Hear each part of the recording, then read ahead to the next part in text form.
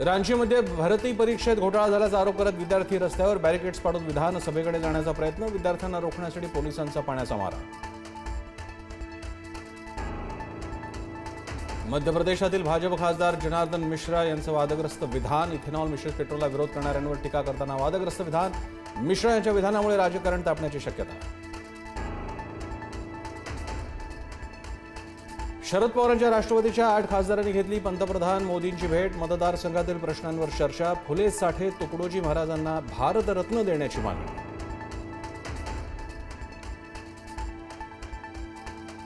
पंतप्रधान कोणत्याही पक्षाचे नसतात, ते देशाचे असतात, त्यामुळे त्यांना भेटण्यात काही वावगं नाही. मुख्यमंत्री फडणवीसांची प्रतिक्रिया.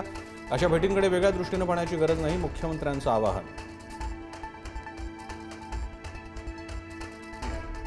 पवारांचे खासदार पंतप्रधानांना भेटत असतील तर आश्चर्य करण्यासारखं काही नाही, राऊतांची प्रतिक्रिया. पंतप्रधान संसदेत येत नसतील तर खासदारांनाच मोदींना भेटायला जावं लागणार, राऊतांचा टोला.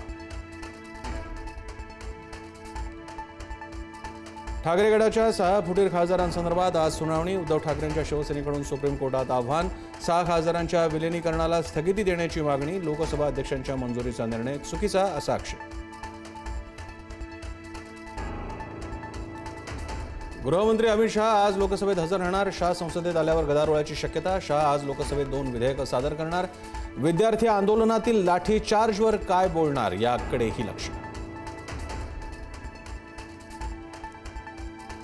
मराठा आरक्षणाची सुनावणी लांबणीवर पडण्याची शक्यता किंवा नव्यानं होण्याची शक्यता. मुंबई हायकोर्टाचे प्रभारी मुख्य न्यायमूर्ती रवींद्र घुगेंच्या बदलीची शिफारस. घुगेंच्या बदलीनं सुनावणी लांबणीवर जाण्याची शक्यता.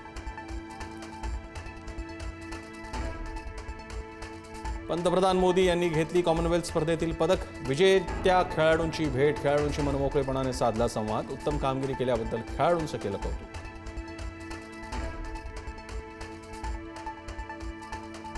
पश्चिम बंगालच्या माजी मुख्यमंत्री ममता बॅनर्जी यांच्या वाहनावर हल्ला. Z+ सुरक्षा असतानाही ताफ्यावर दगडफेक.